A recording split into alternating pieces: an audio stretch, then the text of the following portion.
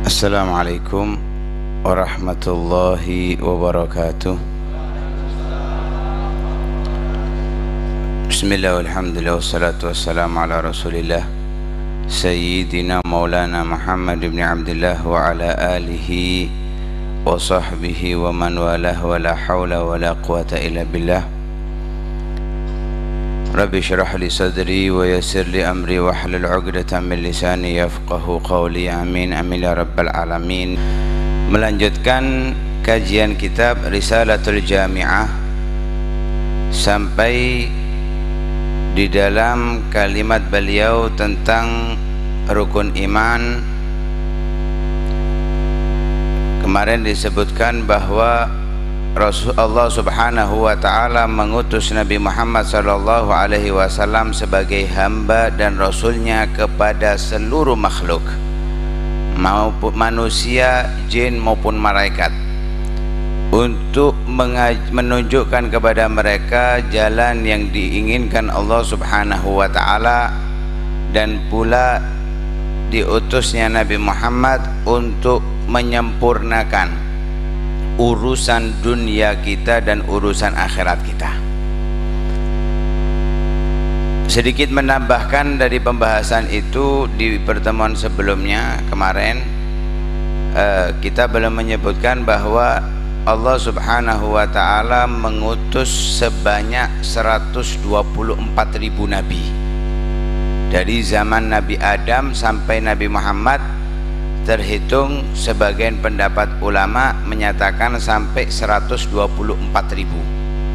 Ada yang mengatakan lebih daripada itu, bahkan ada yang mengatakan hanya Allah Subhanahu wa ta'ala yang tahu.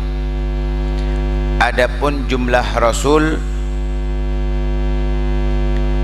dikatakan oleh para ulama sebagaimana disebutkan di dalam kitab Nailur Raja atau kitab Jawahir Lu'lu'iyah, syarah daripada Arba'in An-Nawawiyah, itu tercatat sampai 313, ada pendapat 314, ada yang mengatakan 315 jumlah rasul. Dan semua itu telah ditutup dengan diutusnya Nabi Muhammad sallallahu alaihi wasallam. Al-Imam Ahmad bin Zain Al-Habsyi tidak menyebutkan tentang nabi-nabi yang lain dalam keimanan, cukup dengan Nabi Muhammad, karena Nabi Muhammad mengajarkan kepada kita meyakini atas para nabi sebelumnya beserta apa yang mereka ajarkan. Karena itu Al-Imam Ahmad bin Zain Al-Habsyi tidak menyebutkan tentang para nabi yang lain, hanya disebutkan Nabi Muhammad SAW di dalam urusan keimanan. Dan nabi semuanya dibekali oleh Allah Subhanahu wa ta'ala dengan mukjizat, dan mukjizat Nabi Muhammad yang terhebat adalah Al-Quran. Karena itu sudah semestinya Al-Quran itu selalu menjadi pegangan hidup kita, karena itu satu-satunya mukjizat Nabi yang paling kuat dan paling besar. Kemudian dilanjutkan daripada bentuk keimanan kepada Nabi Muhammad SAW, hanya Rasul yang diperintahkan menyebarkan syariah. Adapun Nabi yang lain, ia menyebarkan syariat daripada Nabi yang menjadi Rasul di zaman itu. Dengan ditutupnya Nabi Muhammad, semua syariat terhapus menjadi syariatnya Nabi Muhammad SAW. Nabi Isa kelak turun di akhir masa nanti, sebelum kiamat tiba, Nabi Isa turun mengajarkan syariatnya Nabi Muhammad SAW. Karena datangnya Nabi Isa kelak bukan menjadi nabi, tapi menjadi penerus ajarannya Nabi Muhammad SAW. Lah semua para nabi pasti jujur, nggak mungkin bohong. Ada satu kejadian, kalau Nabi Ibrahim mengatakan di hari kiamat kelak ketika orang-orang meminta bantuan, beliau mengatakan saya telah berdusta 3 kali. Lah kalau kita perhatikan dustanya Nabi Ibrahim semua ini bukan dusta, kalau bahasanya itu tauriyah. Dan itu juga dilakukan oleh Al-Imam Syafi'i ketika di zaman itu dipaksa Imam Syafi'i untuk mengatakan bahwa Al-Quran Taurat, Injil, Zabur itu semua makhluk Allah.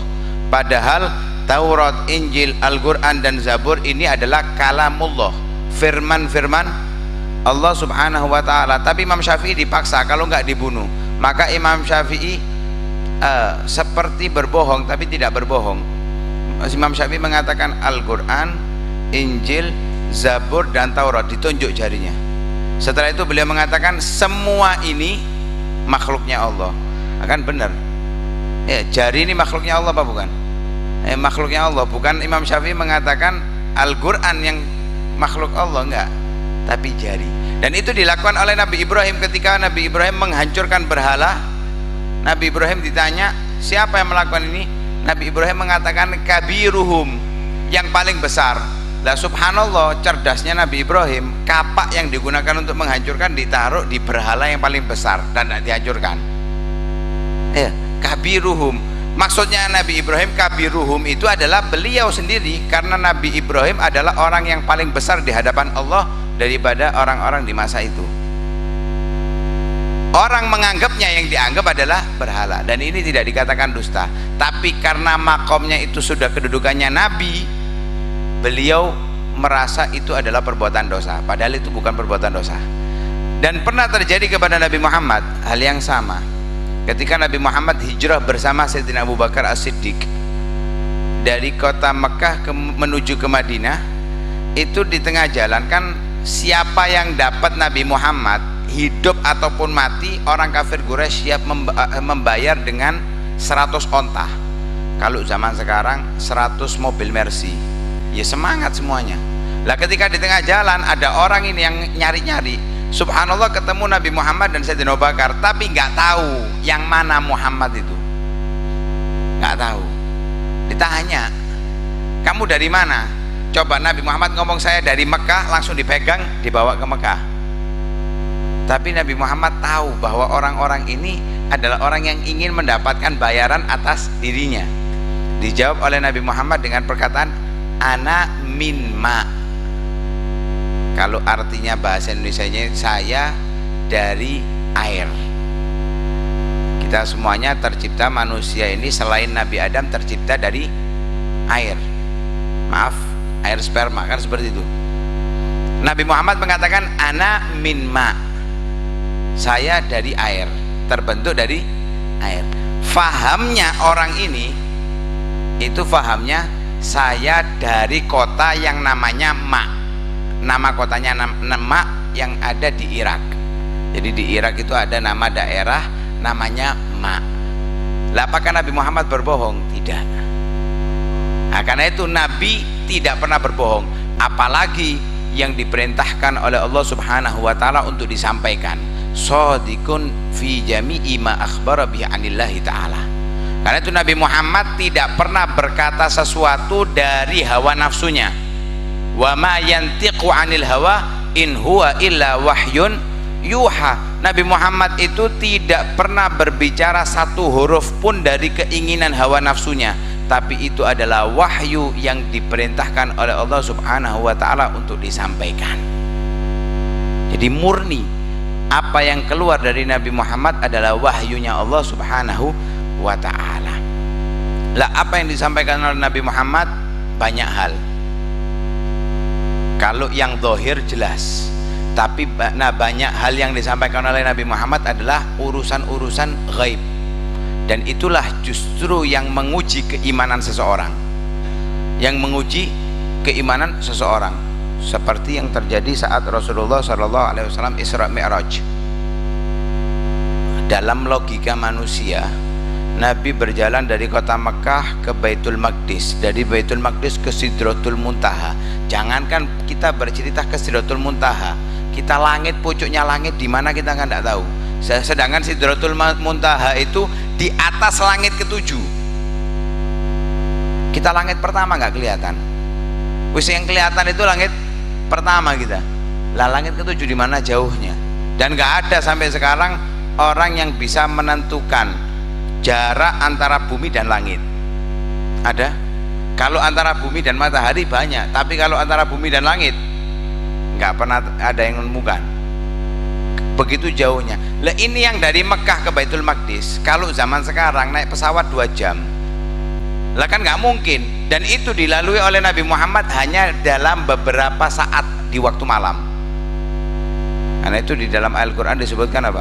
Subhanalladzi asra bi abdihi lailan. Kata-kata lailan itu menunjukkan sangat sedikit, sebentar. Bahkan tempat duduknya masih hangat. Jadi kita duduk berapa menit tadi, berapa jam tadi. Kita berdiri, kira-kira terhitung masih hangat itu sampai berapa menit itu? 10 menit?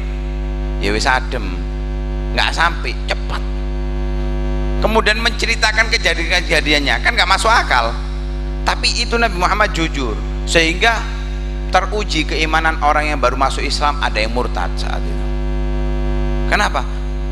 Nggak, dalam logika manusia nggak tutup. Padahal kalau dilogikakan masih bisa. Lu kok bisa? Iya, Nabi Muhammad itu Isra Mi'raj bukan pakai kekuatannya Nabi Muhammad, tapi pakai kekuatannya Allah. Karena itu dalam Al-Quran asra, Allah yang menjalankan. Subhanalladzi asra bi abdihi, Allah yang menjalankan. Lah kalau Allah yang menjalankan, masa gak mampu? Innallaha ala kulli syai'in qadir, Allah maha mampu atas segala sesuatu. Kalau kekuatannya Nabi Muhammad gak sampai, tapi ini kekuatannya Allah, Allah maha mampu atas segala sesuatu. Dan itu disampaikan oleh Nabi Muhammad semuanya jujur. Dan pertama yang mempercayai hal itu adalah Sayyidina Abu Bakar As-Siddiq radhiyallahu anhu, sehingga beliau dikasih gelar As-Siddiq, orang yang paling percaya kepada Nabi Shallallahu Alaihi Wasallam. Nah, karena itu kita harus mengimani apa yang disampaikan oleh Nabi dari hadis-hadisnya, baik yang hadis sahih, hadis yang hasan, ataupun yang dhaif, selama bukan hadis buatan orang yang disandarkan kepada Nabi. Yang penting itu dari lisannya Nabi Muhammad, kita harus mempercayai kebenarannya. Lah, akan disampaikan juga beberapa hal yang gaib, dan insya Allah akan kita lanjutkan di pertemuan selanjutnya. Mudah-mudahan bisa memberikan manfaat. Amin amin ya rabbal alamin.